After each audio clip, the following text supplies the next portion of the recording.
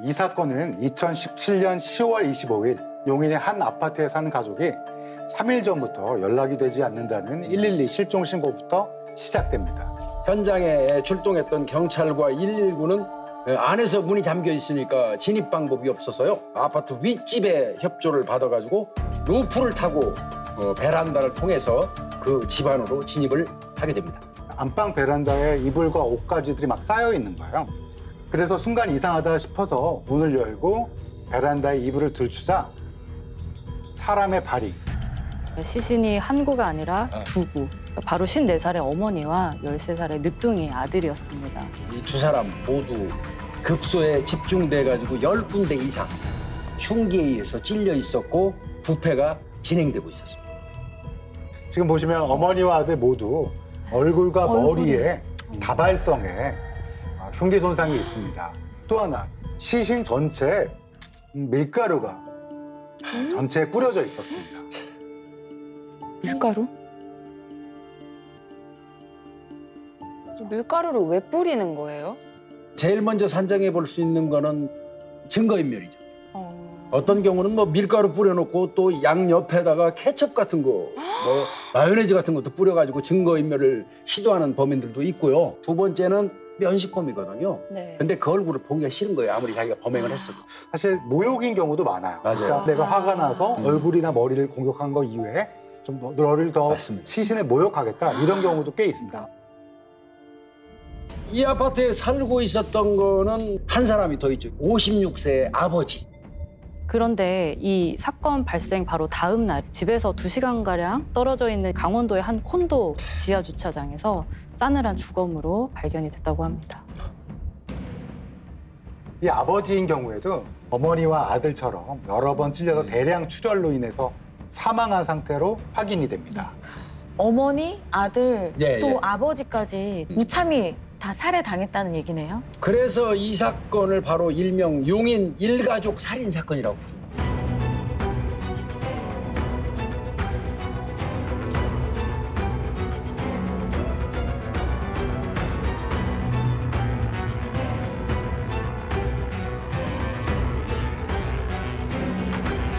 (10월 20일) 그러니까 어머니와 늦둥이 아들 사체 발견 4일 전에 이 댁의 장남이 사건 발생 장소인 아파트에서 나가는 모습이 CCTV에 포착된 것입니다. 첫째 아들. 뉴질랜드 영주권자에다가 뉴질랜드에서 건축업을 하고 있고요. 아주 엘리트라고 이렇게 알려져 있습니다. 또 100억이 넘는 할아버지의 재산을 상속받을 예정으로 알려져 있었습니다. 네. 그런데 이 사건을 수사하는 과정에서 수사팀이 스모킹건을 발견합니다. 바로 당시 33살 장남 김성관이 용인 일가족 살인 사건의 유력 용의자로 떠오릅니다.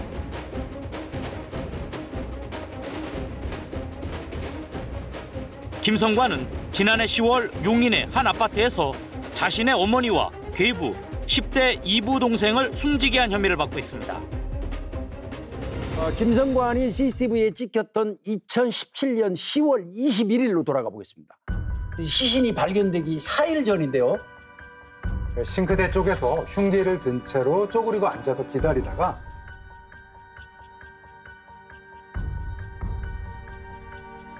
약 1시간 40분 후에 어머니와 남동생이 들어오자 먼저 어머니를 밀면서 왜 사람을 잔인하게 만들어? 라고 소리치면서 가슴과 목, 얼굴 등을 수차례 찌릅니다.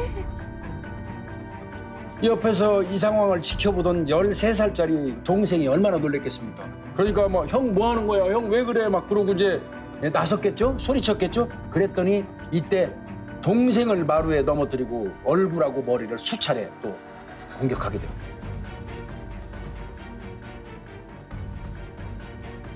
어머니와 동생이 모두 사망한 것으로 보이자 피해자들을 안방 베란다에 끌고 갔고요. 어머니가 착용하고 있던 금팔찌와 금목걸이를 챙기고 김성관은 현장을 정리하고 있었는데요. 그때 참 안타까운 일인데요. 이 안방 베란다에서 이런 툭툭 하는 이런 힘없이 창문 두드리는 소리가 났습니다. 그 남동생이 아직 살아 있었던 거죠. 동생이 살아있다는 걸 확인하자마자 숨이 끊어질 때까지 공격을 했습니다. 그 후에 이제 집안에 남아있던 혈은 이것도 열심히 닦기 시작하죠. 그리고 닦은 그 수건을 집안에서 세탁하는 여유까지 부립니다. 그 어머니와 늦둥이 동생을 살해한 후에 그 아파트에서 아버지를 기다리던 김성관은 아내와 어린 딸들이 있는 콘도 프런트를 통해 객실로 전화를 걸어 2마리 잡고 1마리 남았다 라는 말을 합니다. 설마 저 2마리가 어머니와 남동생을 가리키는 건가요? 아니 무슨 그것도 자기 가족인데 말이라고 표현을 했다고. 그럼 아내도 이 모든 사실을 알고 있었다는 거네요?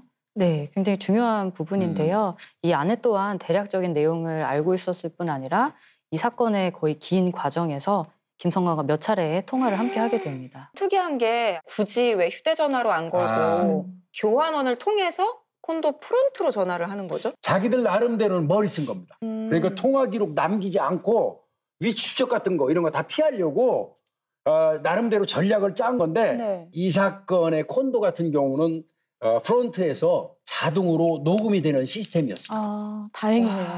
이 녹음 파일이 스모킹건이 된 거네요. 맞습니다. 와.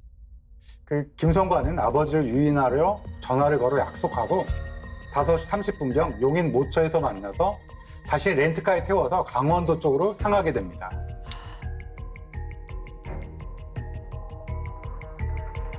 조수석에 앉아있던 아버지가 잠이 들자 왼손으로 계속 운전을 하면서 오른손으로는 준비해두었던 흉기를 찌르고 또 둔기를 다시 가져와서 머리와 얼굴을 수차례 내리쳐 살해합니다. 와, 심지어 주행을 하면서 예. 그 아버지까지 다 살해한 후에 이번에도 이제 콘도 프론트를 통해 객실로 전화를 연결합니다. 그래서 뭐라고 그러냐? 셋 다 끝났다. 그런데 하나는 여기 있다. 흰머리 아저씨가 아무리 기다려도 안 나오길래 내가 불러내갖고 차 안에서 해치웠어. 그런데 이것 어디다 치우냐? 어디다 치워야 되는데? 라고 아내에게 물었다고 합니다. 와, 이거 무슨 물건을 대하듯이 말을 하네요. 이걸 어디다 치우냐고. 이걸이라는 게 아버지거든요. 흰머리 아저씨? 또 말하기 또 그런데 네. 뭐 그런 얘기를 한다는 게 불렀다는 게 폐륜적이잖아요. 네. 흰머리 아저씨. 평소 아버지를 흰머리, 백대가리라고 불렀다고 합니다. 어머니에 대한 호칭은 또 더 기가 막힙니다. 뭐라고 했죠? 자기 어머니를 각설이라고 했습니다. 각소리가 뭐죠? 왜 각설이죠? 죽지도 않고 또 또 왔다. 할 작년에 때 왔던 각설이 네. 이제 뭐 거지. 그 어머니에 대한 증오와 네. 멸시에 대한 호칭이라고 볼 수 있죠. 친아들 맞죠? 김성관의 가족 관계는 조금 복잡한데요. 친아버지는 김성관이 태어나기 전에 사망합니다. 어린 시절 김성관은 외할머니 밑에서 자랐습니다. 근데 어머니는 일본에서 장사로 돈을 벌어 보냈다고 합니다. 그러니까 아버지는 친아버지가 아니구나. 그렇죠. 네. 아버지는 먼저 돌아가신 거죠. 네. 일찍. 그런데 김성관이 15살이 되던 해에 충격받는 일이 발생합니다. 그러니까 어머니가 자신 몰래 2년 전, 그러니까 김성관의 나이 13살 때죠. 이미 재혼했다는 사실을 어머니한테 들은 것도 아니고 우연히 다른 사람한테 그렇게 전해 듣게 된 겁니다. 그 사실에 좀 화가 나서 어머니 재혼을 뭐 결사 반대하면서 울고불고 했던 것 같습니다. 그리고 뭐 나름대로는 엄청난 배신감을 느꼈다고 하는데 뭐 어린 나이니까 뭐 우리 입장에서 볼 때는 일견 뭐 조금 이해가 안 가는 건 아니에요. 네. 네. 직접 김성관을 면담을 하셨잖아요. 네. 그때 김성관이 어머니의 재혼 사실을 알았을 때 심정을 뭐라고 복기를 하던가요? 네, 면담에서 가장 많은 비율을 차지하고 있던 내용이기도 했고요. 이제 사실 김성관이라는 사람은 자신의 어머니한테 약간 버림받은 느낌, 이게 부모에게서 내가 버림을 받았고 거절당했다라는 이유에서 이제 페런털 리젝션이라는 개념이 있습니다. 배신감이라고만 말하기보다는 사실 자녀가 느낄 수 있는 건 여러 가지예요. 이런 새로운 가족 구성원에 대한 일종의 두려움이라든지 내가 잘 적응할 수 있을까? 내가 저분과 잘 지낼 수 있을까? 이런 불안감이 있을 수도 있고요. 굉장히 복잡하게 혼재되어 있을 가능성이 높습니다. 김성관을 대상으로 문장 완성 검사를 해보셨네요. 네. 어머니와 나는 마치 큰 벽이 있었다라고 문장을 채웠어요. 이제 중요한 건 엄마와 나와의 관계를 격으로 표현하고 있죠. 고등학교 때 이제 김성관은 유급을 당한 적이 있는데 예, 그때 어머니에게 나 너한테 정말 실망했다. 너한테 내가 갖고 있던 기대를 다 내려놨다. 이 말을 들은 거예요. 그래서 이 직후부터 김성관은 결국 나는 어머니로부터 어떤 사랑을 받지 못했고 당신들 때문에 결국 내가 이렇게 됐다. 나를 이 모양으로 만든 건 당신입니다. 라는 뉘앙스로 탓을 하게 되죠. 어머니에 대한 그릇된 반감이 극에 달한 게 20살 무렵에 태어난 이부 동생이 보면서 그때부터 시작된 걸로 보입니다. 어머니와 아버지가 각각 아들과 딸을 데려왔고 사이에 이부 동생이 생긴 거죠. 이부 동생은 아버지와 어머니 모두 다 있잖아요. 그러니까요. 아마 그런 거에 대한 질투심도 분명히 있을 거라 생각하고요. 지금까지는 우리가 그냥 일견 손톱만 치라도 김성관을 이해하고자 그 김성관의 입장에서 지금 얘기를 해온 거예요. 근데 이제 지금부터 제가 말씀드리는 내용을 들으면 이제 지금까지 했던 그 이해 내용이 아마 다 사라질 것 같은 느낌이 드는데요. 어머니하고 또 가족에 대한 이 김성관의 말은 전부 비겁한 변명입니다. 이 김성관이는 삶에 있어서 진실한 게 하나도 없어요. 뉴질랜드에서 건축업을 하고 있다는 거와 그 건축회사의 전무이사라는 거, 그다음에 100억대 상속자라는 거, 이 모두가 거짓, 허위였습니다. 그럼 뉴질랜드 영주권이 있다는 것도 좀 의심스러운데 그거는 사실인가요? 김성관이 군대를 다녀온 후에 어머니의 지원을 받아서 어학연수금 워킹 헐러데이로 뉴질랜드에 갑니다. 그리고 뉴질랜드에서 영주권을 가진 여성과 첫 번째 결혼을 하게 되는 거죠. 그러니까 결혼으로 자동으로 영주권이 생긴 거네요. 네, 7, 8년 정도 혼인 관계를 유지를 하다가 2014년 초 사건 발생 3년 전 이혼을 하고 한국으로 들어오게 됩니다. 한국으로 들어오자마자 아까 전화 뭐 한 마리 남았는데 네. 뭐 그 통화한 아내 그분 이제 정 씨인데 이 아내하고 덜커덕 이제 동거를 먼저 시작을 해요. 그런데 살 곳이 없으니까 이 처가에 얹혀서 살게 됩니다. 이 사진을 처가 식구들에게 보여주고 곧 제가 다 좋은 집에서 모시겠습니다. 이런 식으로 환심을 샀던 것이죠. 할아버지가 건물 2채를 보유하고 있다. 수원에 있는 8층 건물, 네, 영통에 원룸. 있는 뭐 원룸 건물 뭐 이거 2채 보여줍니다. 실상은 살해당한 친어머니로부터 경제적 지원을 받아서 생계를 유지하고 있었습니다. 2017년 9월 초순경에 네. 그러니까 이제 사건이 일어나기 약 한 달 반 전부터 김성관이가 이제 사기를 치기 시작해요. 지인의 아들을 내가 뉴질랜드로 함께 데리고 가서 유학을 시키면서 내가 잘 돌봐주겠다. 나는 저 뉴질랜드 영주권자니까 이렇게 얘기하면서 4번에 걸쳐서 1,150만 원을 송금을 받아요. 그래서 한국 생활에 더 이상 답이 없다고 느껴지니까 이제 뉴질랜드로 돌아가서 새 삶을 살아보겠다는 그런 꿈을 꾸게 됩니다. 뉴질랜드로 가려고 준비를 하고 있는데 경찰서에서 전화가 한 통 옵니다. 유학 보내준다고 사기쳤 때문에 지금 고소됐어. 이때 김성관이 누구에게 도움을 요청했을까요? 어머니 아닐까요? 역시요. 네, 김성관이 고소권을 해결해 줄 것과 뉴질랜드로 갈 내 식구의 비행기 값을 달라고 했는데 어머니가 그 당시 돈이 없어 미안하다 이런 문자를 보냈다고 합니다. 김성관이 같은 경우는 그러게 돈 줬으면 됐잖아. 아무도 안 죽고 이런 식으로 언급도 서슴지 않았고 끝까지 어머니 탓, 남 탓을 했다고 합니다. 과연 그렇게까지밖에 분노를 표출할 수 없었던 김성관은 어떤 사람일까요? 네, 김성관 씨 이거 한번 작성해 보시겠어요?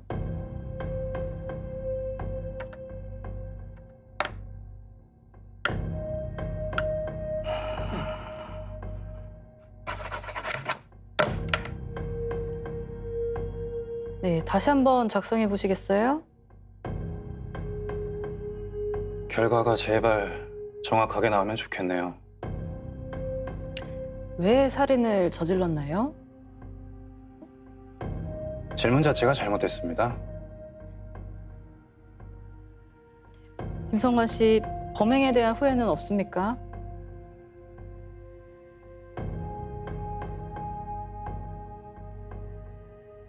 어쩌다 보니 그렇게 됐습니다. 보통 살인이 초범인 범죄자들은 범행 직후에 흔히 무섭고 떨리거나 후회하는 감정들을 보이곤 합니다. 이러한 모습들이 김성관에게는 보이지가 않았고 오히려 덤덤하고 냉담한 그런 사이코패스적인 반응을 일부 보이기도 했습니다. 김성관은 그동안 말다툼 중에 우발적으로 범행을 저질렀다고 주장했지만 계속되는 경찰의 추궁에 계획 범죄였음을 시인했습니다. 김 씨는 어머니가 재가한 뒤 경제적 갈등을 겪게 됐고 결국 어머니의 재산을 빼앗아 뉴질랜드로 가겠다는 계획을 세우게 됐다고 털어놨습니다. 이 정도면 원망이나 질투는 모두 핑계고 사실 오직 금전적인 욕망, 돈에 눈이 멀었다고 보여집니다. 김성관이는 시신이 발견되기 전날, 바로 전날이죠. 아내하고 딸을 데리고 먼저 인천공항으로 갔는데요. 그런데 사망한 이제 어머니 체크카드를 이용해가지고 1억 2천만 원 정도를 빼가지고 뉴질랜드 달러로 환전을 했어요. 그리고는 이제 뭐 돈 막 그냥 물 쓰듯이 쓰기 시작합니다. 그리고 뉴질랜드에 도착하자마자 김성관은 B사의 고급 SUV를 구입하고 현금이 가득 찬 묵직한 배낭을 메고 고급 주택을 알아보러 다녔다고 합니다. 근데 더더군다나 이 김성관이가 문제가 있었던 게 뭐였냐면요. 과거에 김성관이가 결혼 첫 번째 하고 있다가 나왔지 않습니까? 한 8년 살고 나올 때 본인이 그때 렌트했던 집에서 가전제품을 거기에 소속돼 있는 가전제품을 팔아가지고 넘긴 적이 있어요. 그래서 절도 혐의가 있었어요.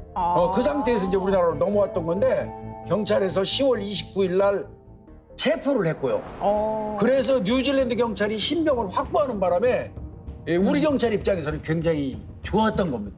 그런데 11월 1일 뜻밖의 상황이 펼쳐지게 됩니다. 김성관의 아내 정 씨가 갑자기 귀국을 하게 된 것입니다. 저분이 맞아요. 뉴질랜드로 도피한 피의자 김모 씨의 부인 정모 씨가 어제 귀국해서 경찰 조사를 받고 있습니다. 경기 용인 동부경찰서는 어제 정 씨에 대해 1차 조사를 한 뒤 오늘 오전 2차 조사에 들어갔습니다. 저 정 씨 같은 경우는 경찰이 확보한 스모킹건 아까 제가 말씀드렸죠. 프론트에서 녹음된 그 녹음 내용 이거 몰랐어요. 그죠. 이걸 경찰이 확보했다는 사실을 모르니까 남편은 이제 뉴질랜드 경찰에 체포돼서 갔고 본인이 혼자 있다 가만히 생각하니까 들어가야겠어요, 한국으로. 근데 한국에 들어가도 뭐 남편이 혼자 한 짓이라고 발뺌할 수 있잖아요. 그런 요량으로 들어온 거예요. 또 거기에다 더 감사하게도 살해 방법을 태블릿 PC로 검색했었거든요. 김성관이가. 그걸 포맷도 안 했어요. 안 하고 그냥 그대로 들고 와가지고 그걸 경찰이 현장에서 압수해가지고 완벽한 스모킹건 2가 생겨나는 거예요. 경찰은 정 씨가 입국하면서 가져온 태블릿 PC에 대해 분석했습니다. 그 결과 태블릿 PC에서 찌르는 방법, 경동맥 깊이, 범죄인 인도 조약 등 범행 방법과 국외 도피와 관련한 검색 흔적이 드러났습니다. 정 씨는 자신이 아니라 남편이 검색한 것이라고 주장하고 있는 걸로 전해졌습니다. 네, 그런데 아내 정 씨가 검찰로 송치되는 과정에서 기자들 앞에서 쪽지 하나를 들어보이면서 화장이 일기 시작합니다. 손글씨로 쪽지를 써놨어요. 저는 제 딸들을 살리고 싶었습니다. 저희 딸들을 납치하고 해한다는데 어느 부모가 화가 안 납니까? 죽이고 싶다지 죽이자 계획한 건 아닙니다. 저는 남편한테 3년 동안 속고 살았습니다. 모든 게 거짓이었습니다. 저는 억울합니다. 김성관은 평소 아내에게 자신의 어머니가 자신의 재산을 빼돌리려고 한다. 자신이 하는 일은 다 막는다라는 표현을 자주 썼다고 합니다.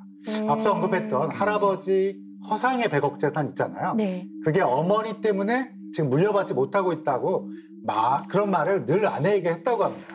거기에다가 김성관이가 자기 아내한테 이런 얘기도 해요. 어머니가 우리 딸들을 납치해서 죽이려고 해. 또 그래서 어머니가 우리 미행도 붙였어. 거기다가 김성관이가 이제 이런 식으로 뭐 어머니가 말이야 용인에 있는 조직폭력배들을 동원해가지고 우리 애들을 납치해서 보육원에다가 보낸다고 이렇게 하는 소리를 내가 들었어. 이렇게 얘기를 하니까 그 말을 들으니까 이 아내 정 씨 같은 경우는 뭐야? 그럼 지금 당장 가서 어머니를 죽이자. 내 자식 건드리기 전에 우리가 먼저 죽여버려야 되잖아. 이러면서 더 펄펄 뛰었다고 그래요. 그도 그럴 것이 김성관과 동거하고 딸 둘을 낳는 과정에서 시어머니 즉 사망한 김성관의 어머니를 한 번도 직접 만난 적이 없다고 합니다. 제가 볼 때는 이 김성관 본인이 아내를 어머니에게 일부러 소개시키지 않은 것 같아요. 왜냐하면 바로 어머니를 만나면 내 거짓말과 모든 게 들통나니까. 네. 이게 뭐 그러니까 다 믿은 거죠. 그러니까 이분이 그런 것 같아요. 이렇게 지금 우리 입장에서 보면 어리석다고 생각할 수 있는데 계속 같이 네. 살고 같이 다니고 이러다 보니까 끊임없이 얘기를 했으니까 나 이걸 철석같이 믿고 있었던 거. 네. 맞습니다. 아내 정 씨는 심리평가 결과 남편에게 오로지 모든 것을 일임하는 그런 심리적인 의존성이 높은 것으로 나타났습니다. 경찰은 오늘 새벽 용인 일가족 살해 피의자 김모 씨의 부인 정모 씨에 대해 구속영장을 신청했습니다. 정 씨는 어제 조사에서 말을 바꿔 남편의 범행 사실을 지난달 21일 밤에 이미 알고 있었다고 진술했습니다. 남편 범행 사실 모르셨어요? 정 씨는 앞선 경찰 조사에서 남편 김모 씨가 가족을 살해하겠다는 말을 자주 했지만 남편이 실제로 범행을 한 줄은 몰랐다고 주장했습니다. 김성관은 범행 뒤 아내와 두 딸을 데리고 뉴질랜드로 달아났다가 지난 11일 국내로 송환됐습니다. 검찰은 김성관에게 사형을, 공범인 아내에게는 징역 20년을 구형했는데요. 결국 재판부는 김성관에게 무기징역, 아내에게는 징역 8년을 선고합니다. 근데 또 살펴봐야 될 중요한 사람이 있습니다. 바로 범죄 피해 유가족 바로 저 따님입니다. 따님. 아, 맞아요. 그 새아버지에게는 이미 네. 전처와의 사이에서 딸이 있었는데 어떻게 이 일가족 몰살 사건에서 화를 면하셨는지. 네, 당시 27살이던 따님은 다행히 따로 출가를 해서 살고 있어서 화를 면할 수 있었다고 합니다. 근데 그 몸은 살아남았지만 사건이 일어나고 2017년에 일어났으니까 지금 한 6년이 지났는데요. 여전히 마음의 고통이 남아있다고 합니다. 제가 아빠를 마지막으로 본 게 차량 트렁크 속에서 칼로 난도질된 처참한 모습이었습니다. 6년 동안 저 혼자 이 아픔을 어디에 얘기도 못하고 골마 터지기 직전이더라고요. 제가 힘들 때 옆에서 응원해 주시고 위로를 해주신다면 우울증이라는 긴 터널에서 빨리 조금이라도 빨리 빠져나올 수 있지 않을까 싶습니다. 살아남은 딸이 자신이 운영하는 채널에 올린 영상의 내용인데요. 6년 동안 혼자 끙끙 앓다가 살고 싶어서 이제는 사람들한테 손을 내민 겁니다. 저도 부검 사진을 봤는데요. 조금 그 법약자가 봐도 좀 끔찍한 사망 상태였는데 이거를 이제 따님이 직접 본다면 그 트라우마가 사실은 클 거라고 보입니다. 어쨌든 피가 안 섞였더라도 자기의 그 부모님을 그렇게 했다? 내 가족이 너무 상처가 정말 상상도 못할 것 같아요.